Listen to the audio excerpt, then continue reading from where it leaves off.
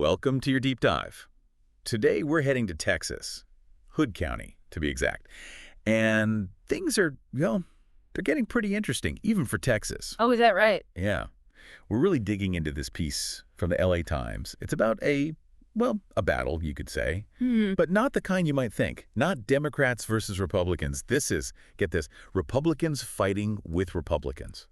Interesting. It's like the saying, all politics is local, right? But this really takes it to a whole other level. Absolutely. The article paints this picture of Hood County. Think like cowboy hats, churches on every corner, Trump signs everywhere, classic red county. Right, got it. But here's the thing. Even in this stronghold, like deep red territory, there's this new type of Republican emerging. And they are not afraid to shake things up. That's fascinating. It reminds me of how, and the article even mentions this, figures like Trump really seem to have empowered this really far right wing. Like it's pushed the boundaries of what people considered acceptable political discourse, Totally. And those boundaries, they're being tested big time. We're not talking about some polite disagreement here. This is full-on political theater, complete with accusations flying around, investigations, even librarians getting caught in the crossfire. Wow. It just goes to show those national trends we talk about, social media, all that, it seeps into these local communities and suddenly it's not just some abstract debate anymore.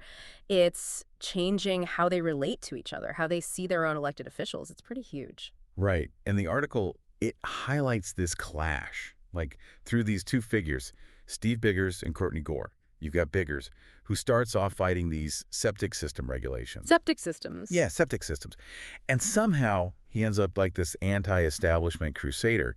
And then there's Gore, who's a former school board trustee. She actually started out aligned with this far right, but then she got disillusioned, I guess you could say, by how they were doing things.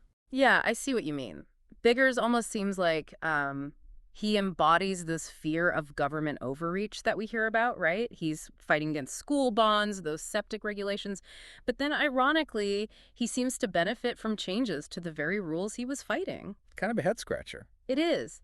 It really highlights how complicated these local issues can get, how personal experiences can really muddy the waters when it comes to ideology. For sure. And then you have Gore, who dives right into the political ring because she's worried about indoctrination in school. Yeah, that's become a big one, hasn't it, that concern? Huge. Yeah. And the article goes into how she ends up disagreeing with the very movement she joined. Kind of a, cautionary tale. It is, and it makes you think, in this age of social media especially, how easily misinformation spreads and how aligning yourself with these extreme views can backfire. And then there's the money aspect, right? Yeah. Like, how much influence do these wealthy donors have in all this? Exactly. Because we can't forget about the money. The article talks about these Texas billionaires, Tim Dunn and the Wilkes brothers, and how they've become major players in this whole Hood County saga. Right. We're talking millions of dollars being poured into supporting these far-right candidates all over Texas. And that's always a bit concerning, isn't it? Because while it's great to see people engaged in local politics, when you have this much outside money coming in, you got to wonder about transparency. Like, who's pulling the strings? It's true. And the article suggests these billionaires, they're not just playing around in local politics. They've got their eyes on a bigger prize. They want to change education policy across Texas, especially with this push for school vouchers. Yeah, those school vouchers keep popping up, and it might seem like a distant policy debate to some, but Hood County shows us how these national battles, often fueled by, let's face it, tons of money, end up playing out on these local communities, and sometimes in ways we never could have predicted. Totally. It really drives home the point that while we might debate politics on a national stage, the real drama, the consequences, they're felt in the places we call home. And in Hood County, that drama, well, it's just getting started. You mentioned earlier how, all this political stuff is even impacting the police and stuff. The article talks about this constable, John Shirley, and he seems to have some, let's just say, interesting connections. Yeah, that definitely caught my attention, too. It says he was actually a leader in the Oath Keepers. Oath Keepers. Those guys. Yeah, and, they've been linked to all that anti-government stuff, and they were even at the January 6th riot at the Capitol, so... yeah, it's a little concerning, to say the least, especially for someone in law enforcement. And didn't he try to, start a Proud Boys chapter locally, too? Makes you wonder about that whole protect and serve thing, It really does make you question where the line is between personal beliefs and, actually upholding the law, especially when those beliefs seem to go against, democracy itself. And it's even more striking that he's still in office with all that. It's like something out of an old Western, right? Like the sheriff is also kind of an outlaw. But instead of saloons, we're talking about school board meetings. Right. And it's not just happening offline either. The article talks about all this stuff on Facebook, these online forums where it's like this whole other battleground.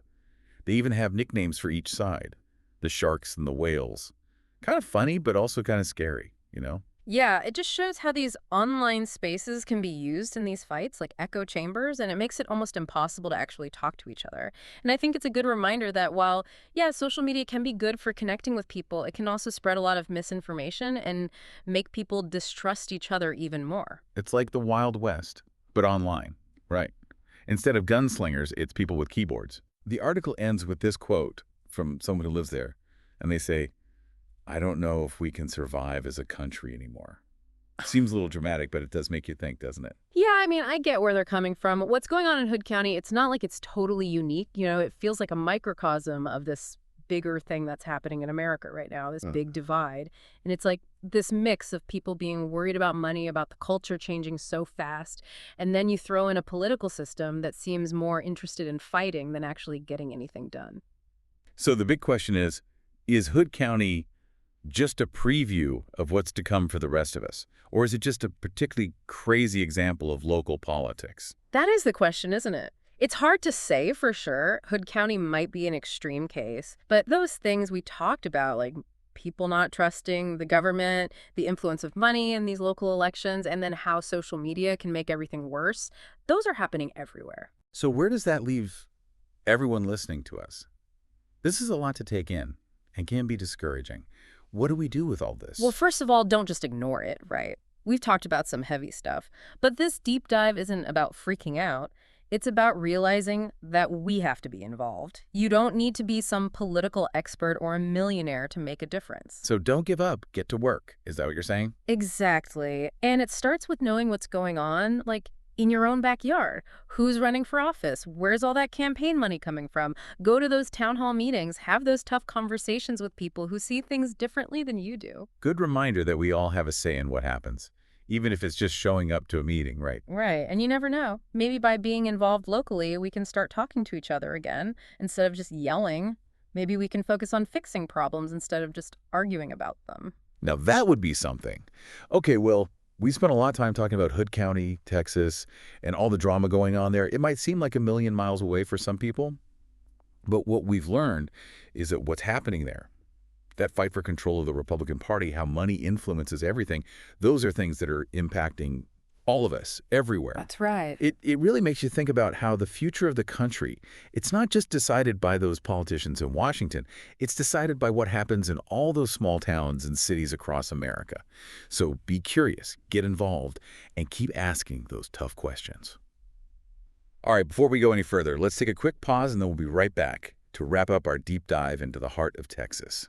It really does feel like we're seeing something much bigger happening in Hood County than just, local politics. It's like taking all those big ideas, the ones we always argue about, like freedom, what role religion should have, and someone hit fast forward on how those ideas actually affect people. Exactly.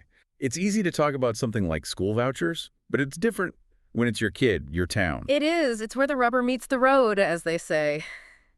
This whole deep dive has shown us how all these political fights, a lot of strong beliefs, and yeah, a lot of money too. It's changing these small towns in a big way. It really makes you wonder, where do we go from here? Right.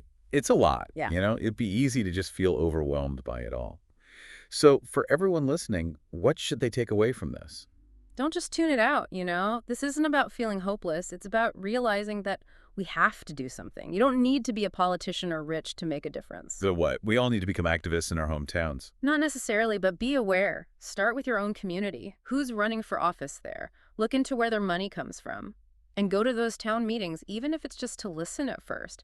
Talk to your neighbors, even the ones you don't agree with. So it all comes back to being involved, right? It does. And you never know, maybe by starting those conversations locally, we can figure out how to disagree without hating each other. Maybe we can work together again. Wouldn't that be something? That would be amazing.